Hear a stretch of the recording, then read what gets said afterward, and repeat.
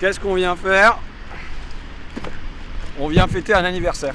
Puisqu'il y a 2 ans, ici, le 17 novembre 2018, c'était le premier rond-point sur lequel je débarquais pour les gilets jaunes. À, 6-7 heures du matin. Il faisait nuit.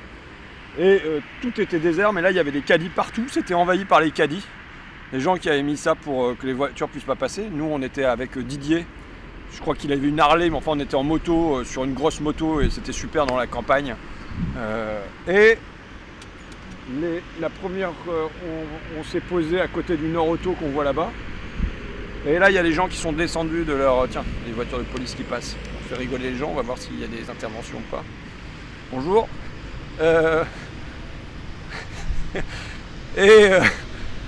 Au Nord Auto, là-bas, il y a des gens qui sont descendus de leur voiture. Et c'était les premiers gilets jaunes, tu vois, que je voyais. Je me demandais à quoi ça allait ressembler, parce que c'était quand même un peu nébuleux ce qui se passait sur Internet. Et là, d'emblée, alors est-ce qu'ils allaient être racistes, fachos, parce que c'était tout le truc à l'époque. Et ils se sont tournés vers moi et ils ont dit « Ah mais nous, on vient même pas pour le gasoil, hein, on vient parce qu'il faut l'égalité ou quelque chose comme ça, tu vois. » Et donc du coup, je me suis dit que, en tout cas, c'était possible que ça soit un mouvement progressiste. C'était possible. Maintenant, si je relis le truc 2 ans après, l'égalité, le désir d'égalité, je l'ai tout de suite perçu. Il faut que les gros payent gros et que les petits payent petits pour les impôts. Le désir de fraternité, ça se voyait, les gens ils avaient une joie à être ensemble. Ce que j'avais pas perçu complètement à l'époque, c'était le désir de liberté, tu vois. Et au fond, maintenant je relis ça comme aussi un moment d'émancipation. C'est-à-dire que même si on a un rond-point, et c'est l'endroit où on tourne en rond, tu vois, comme le hamster dans sa cage, et on en a marre de tourner en rond comme ça, et d'être dans notre ordinaire, en plus partant de confinement de métro boulot dodo, ou auto boulot dodo et tout ça, et c'était le moment où on sortait de la télé, on sortait de notre ordinaire, et on allait vivre une aventure. Aventure, c'est qu'on ne sait pas ce qui va advenir. Et donc d'où les cabanes qui se construisent, c'est des choses qui font qu'on est ensemble, mais aussi c'est une sortie de l'ordinaire. Et finalement, ça traduisait pour moi un désir de liberté. Enfin, je l'ai relu comme ça a posteriori, tu vois. C'est le moment où le hamster sort de sa cage. Ça restera pour moi un... Et il faut que ça reste au présent, tu vois. Il ne faut même pas en parler au passé. Restera, remarque, c'est du futur. Mais, tu sais, ce qu'ils veulent, c'est notre amnésie en permanence. Ils veulent qu'on oublie. Et ils veulent qu'on oublie particulièrement ces moments d'espérance. C'est pour ça que, évidemment, ils sont tout de suite dit on va détruire les tours Eiffel en palettes, les arcs de triomphe en palettes, au Canet des Morts, mais dans d'autres endroits. On va détruire les cabanes, on va détruire les fresques qui ont été faites, on va détruire notre Marcel, tu sais, le portrait géant de Marcel avec son auréole là. On va détruire tout ça parce qu'il ne faut pas qu'il y ait de traces qui soient gardées de ça. Le système, il fonctionne à l'amnésie. On le voit encore aujourd'hui, tu vois. Il faut oublier qu'il y a seulement quelques mois, on nous disait que les masques étaient inutiles, ou on nous disait qu'il y aurait 12 000 lits de réanimation, pas de souci, on va faire les 12 000 lits, ou qu'une semaine avant de reconfiner, on nous disait qu'on ne reconfinerait pas, que l'hôpital tiendrait bon, que la digue était prête. Tu vois, ça fonctionne, on a l'impression de devoir être des poissons rouges. On fait un tour et on efface notre mémoire, Et ben nous, il faut qu'on ne laisse pas effacer notre mémoire, et en particulier de moments d'espérance qu'a été ce mouvement des Gilets jaunes, comme je répétais à l'époque. Bon, moi, c'est un truc que j'attendais depuis 20 ans, et que maintenant, j'espère ne pas avoir encore 20 ans à attendre. Hein.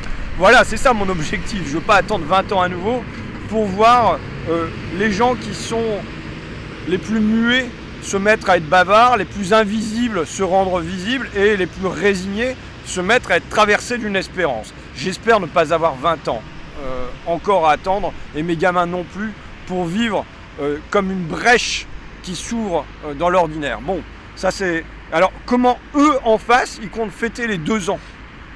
Tu vois, le projet qui arrive à l'Assemblée nationale, là, c'est sécurité globale. Déjà, rien que le nom. Global. Comment tu peux avoir une sécurité globale? Tu vois, c'est orwellien. Tu peux pas être en sécurité tout le temps, à 100% du temps. Bon, qu'est-ce qu'il y a là-dedans? Tu as quand même un mouvement des Gilets jaunes où tu as un paquet de mains qui ont été coupées. 5, il me semble. 5 mains, puisque le livre de Sophie Livry s'appelle 5 mains coupées. Il y a un petit livre qui vient de paraître là-dessus. 27 éborgnés, 321 crânes ouverts. Tu vois, des gens qui seront mutilés pour beaucoup à jamais. Bonjour. Et donc, quelle est la réponse là qui est offerte par le gouvernement? C'est un projet de sécurité globale qui dit qu'entre autres on pourra envoyer des drones un petit peu partout pour prendre des images, que en revanche les images qu'on ne pourra pas prendre c'est celles des policiers. Moi j'ai pas envie d'installer un conflit entre la police et la population, au contraire je cherche à restaurer la confiance entre les deux et dans les deux sens, parce que quand on écoute les policiers, il y a une très grande méfiance, pour pas dire une défiance, pour pas dire tu vois, comme si la population était en haine permanente contre eux, et quand on écoute les gens, en particulier des quartiers par exemple, ou les manifestants, c'est comme si la police elle leur en voulait. J'ai envie de sortir de ça. Mais pourquoi le cas Chouviat il a pu sortir, Cédric Chouviat, donc comme on est dans un truc d'amnésie, si ça se trouve on a déjà oublié, mais le gars qui était un coursier et qui s'est retrouvé écrasé à cause d'une compression de sa cage thoracique qui a été étouffée sur le sol. Pourquoi c'est sorti? Parce qu'il y a eu des vidéos. Et maintenant, il va falloir qu'on interdise les vidéos, parce que dire qu'il va falloir flouter avant et tout ça, qui sait flouter des vidéos si facilement que ça, tu vois? C'est pas donné à tout le monde. Bon, donc le seul outil qu'il y a eu pour qu'il y ait un regard qui s'installe vis-à-vis des activités de la police, ça a été la vidéo. On le voit aussi avec tout le boulot de notre camarade David Dufresne, avec Allo Bovo et tout ça. Bon, donc, et là, ce qu'ils veulent, c'est interdire de filmer. Bon, et enfin, en dehors de ça, mais le gouvernement, la droite, qui rajoute dans le projet sur la recherche l'interdiction, sous peine de prison, d'occuper les facs. Les étudiants qui sont en train de morfler dur, là, en ce moment, qu'on envoie en visioconférence parce qu'il ne faut pas qu'ils se rassemblent pour cause de virus. Il y a les petits commerçants et les universités qui seraient les gros porteurs de virus en ce moment. Bon, eh bien, il faut leur interdire à l'avenir d'occuper leur fac. C'est interdire les grands mouvements, ce qui a été les grands mouvements d'étudiants dans ce pays, mai 68 et compagnie, qui se sont faits par les occupations de fac. Et moi, je veux rappeler quand même que les occupations de fac, c'était des temps d'éducation. Ça se voit dans des recherches qui ont été menées par des sociologues.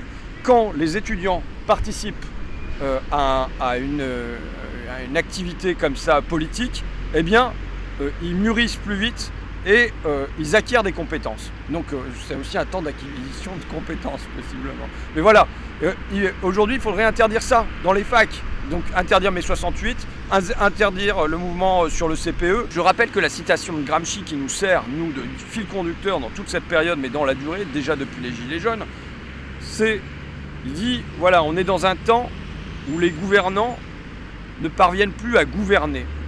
Tout ce qu'ils arrivent à faire, c'est à dominer. Pourquoi? Parce qu'on vit un moment de détachement de l'idéologie dominante. Les gens ne croient plus à la croissance, à la concurrence, à la compétitivité, à la mondialisation. Maintenant, ce sont des mots creux qui font plus du tout envie, voire qui dégoûtent. Et donc, comme c'est tout le vocabulaire de nos dirigeants, eh ben, ils n'arrivent plus à diriger le pays. Du coup, qu'est-ce qui reste? Dit Gramsci. Il dit, il leur reste la force de coercition. Donc, il faut comprendre le lien entre les 2 années de ce mouvement des Gilets jaunes.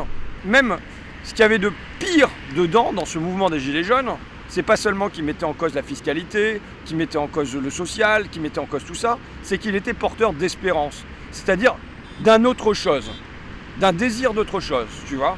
Et il le donnait à voir. Et ça, contre ça, eh ben, il fallait l'abattre, abattre les fresques, abattre les cabanes, faire que le mouvement se désagrège, que maintenant on ne parle plus de Gilets jaunes qu'en termes de violence policière, qu'on considère que les uns ou les autres soient les casseurs, mais qu'on fasse taire l'espérance et que on mette à la place la force de coercition. Il y a une grande cohérence là-dedans. Les causes de ce mouvement des Gilets jaunes, elles sont toujours là. C'est ça? C'est ça, tu crois? Ah ouais. Les causes de ce mouvement, elles sont toujours là. Ça se voit là, partant de confinement, Amazon. C'était mis en cause dans le mouvement des Gilets jaunes, Amazon. Ces grands seigneurs du numérique qui pensent qu'ils n'ont pas à payer d'impôts, qui arrivent à s'en détacher alors que le petit peuple, lui, va payer tous ses impôts locaux, ses impôts fonciers, sa TVA, son impôt sur le revenu, et que Amazon s'exonère de tout ça, y compris de la TVA.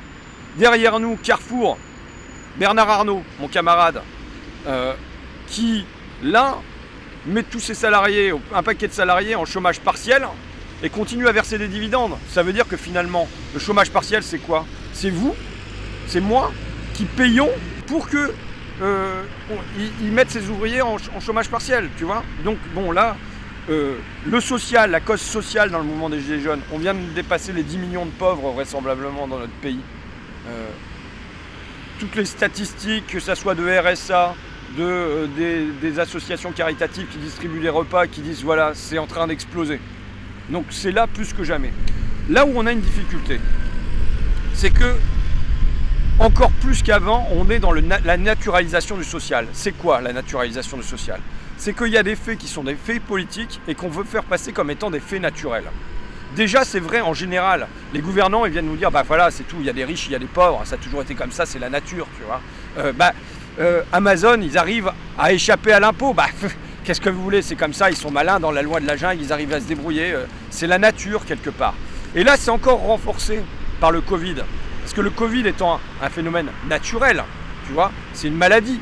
Donc du coup, tout ce qui se passe par temps de Covid, ça apparaît comme quelque chose de naturel et n'apparaissant pas lu comme des choix politiques.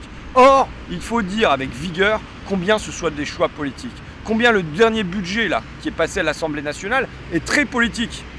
Tu vois. Et comment il accentue ça? Il y a des mesures avec lesquelles on va pouvoir être d'accord.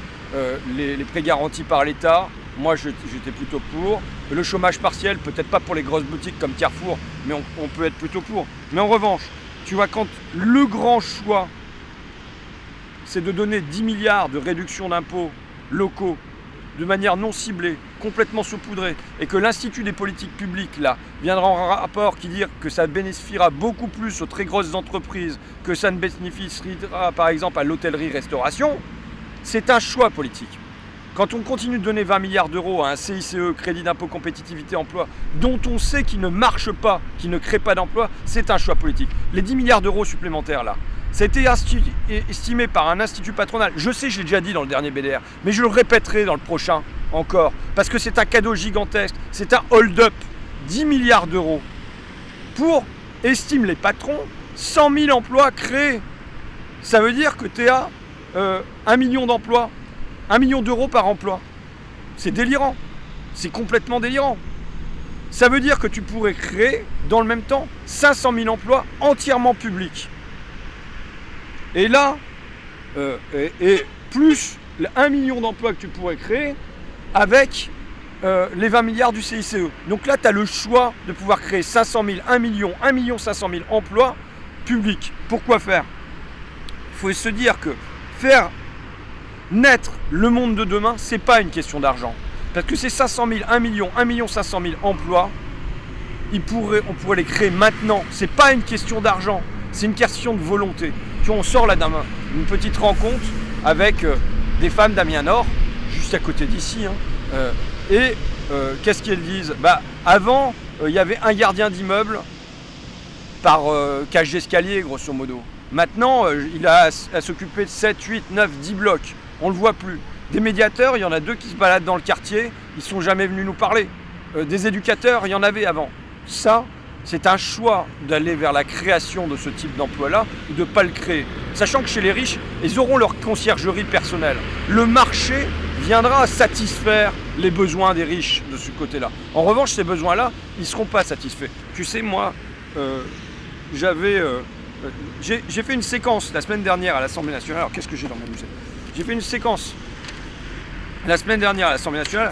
Tu sais, on est toujours on risque le ridicule. Là, franchement, tu vois, choisir de venir se mettre sa chaise en plastique devant le Carrefour, reprendre le rond-point tout seul, évidemment, tu risques le ridicule. Bon, et à l'Assemblée nationale, j'ai aussi risqué le ridicule.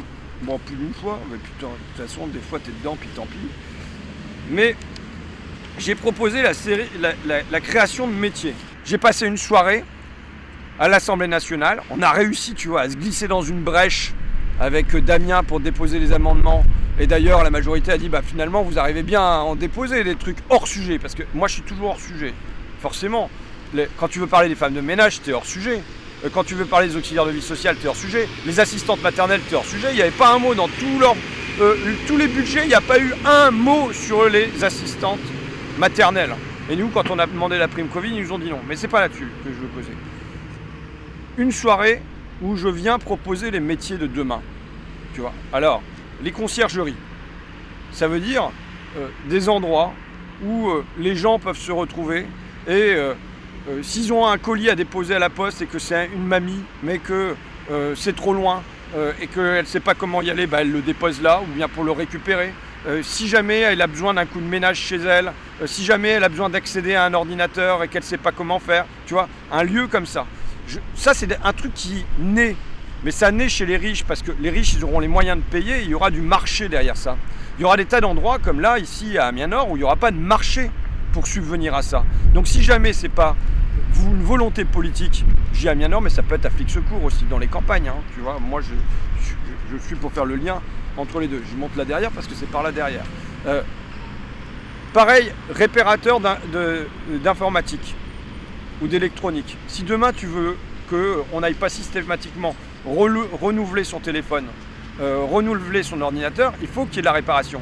Or, par exemple, Auchan, ils suppriment leur service après-vente, ils suppriment leur réparateur. Pourquoi ? On change le matériel et puis c'est tout. Si on veut en finir avec ça pour des raisons écologiques, il faut faire naître ces réparateurs. Ils ne vont pas naître tout seuls. Ce n'est pas le marché qui va suffire, parce que ça sera sans doute moins cher dans un premier temps d'acheter du nouveau matériel plutôt que de réparer. Donc il faut faire émerger ça.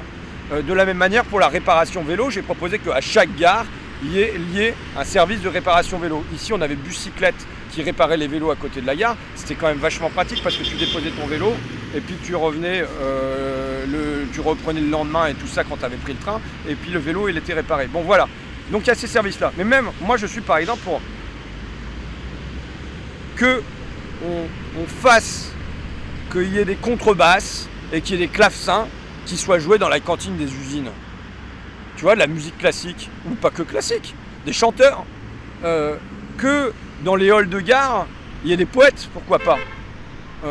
Tu vois ce que je veux dire, pourquoi l'art, il devrait rester enfermé dans des musées, pourquoi pas, hein, où on fait de la musique, mais le jour de la fête de la musique, tu vois, t'as un jour pour ça, et le reste du temps, bah non. Et je pense qu'il y a dans ce pays un tas de talents, et qu'on pourrait le faire éclore et mettre de l'art partout dans nos vies. Tout comme au moment des Gilets jaunes, il y a eu des fresques et puis tout ça. On pourrait avoir des fresques murales beaucoup plus nombreuses, et peut-être aider les gamins à faire leurs propres fresques murales dans leur quartier, tu vois. Bon, alors quand j'ai raconté ça, Ruffin, il est siphonné. Alors même si tu cites René Char, tu vois, qui pendant la guerre, dans Fureur et Mystère, donc au cœur de la nuit nazie, vient dire dans nos ténèbres, il n'y a pas une place pour la beauté, toute la place est pour la beauté. Évidemment, à quoi ça sert de sortir de la guerre si c'est pas pour produire de l'espérance et produire du beau derrière? Eh bien aujourd'hui, il faut sortir du tunnel, mais il faut proposer du beau, il faut proposer de l'espérance derrière. C'est Ruffin le zinzin, tu vois. Qu'est-ce qu'il vient nous raconter, des métiers de poète, du clavecin dans les cantines, des fresques dans les villes, dans les villages, et tout ça, c'est n'importe quoi. Roosevelt, on est tombé sur un article là. Qu'est-ce qu'il a fait ? Il a sauvé les artistes. Mais en même temps qu'il a sauvé les artistes, dans les années 30, au moment de la grande crise, il a aussi sauvé l'Amérique, l'âme de l'Amérique. Parce qu'on ne vit pas que parce que notre gamelle, elle est remplie. On vit aussi parce qu'on espère, parce qu'on respire, parce qu'on rêve, parce qu'on désire.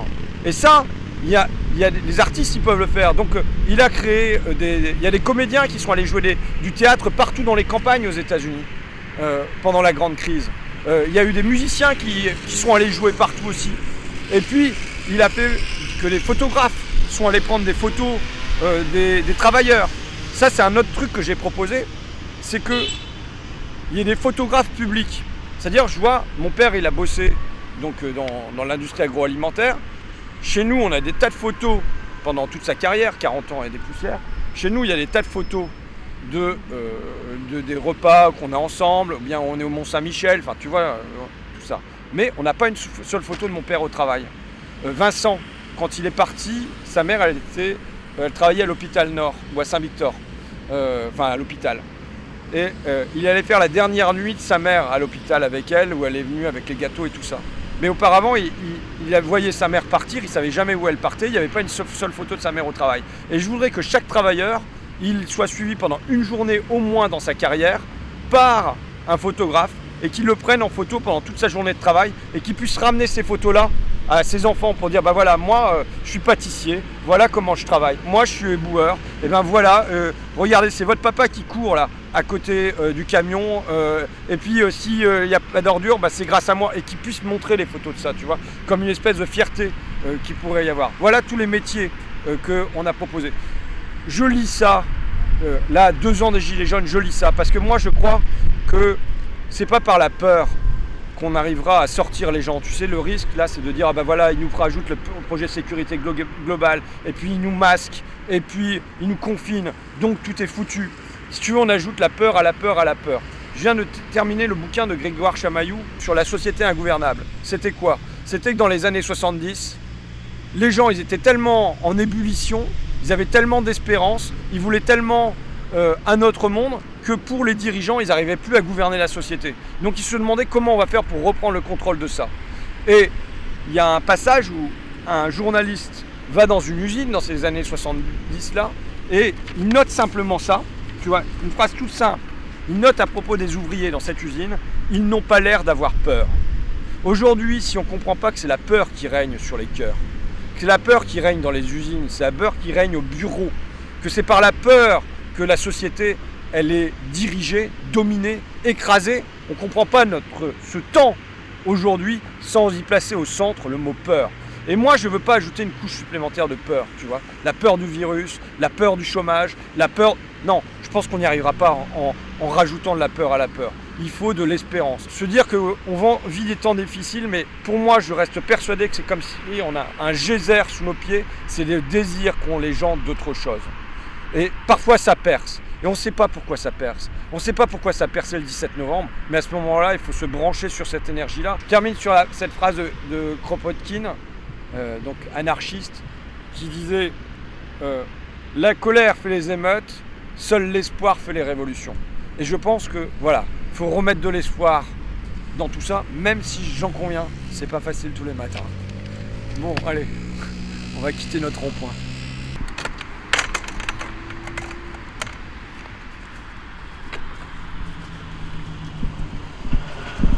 Bon, on s'emmerde pas en tout cas.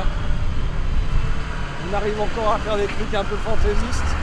Tu sais, c'est Bobby Lapointe qui disait j'ai fantaisie de mettre dans ma vie un petit brin de fantaisie, youpi youpi. J'ai fantaisie de mettre dans vos vies un petit brin de fantaisie, youpi youpi.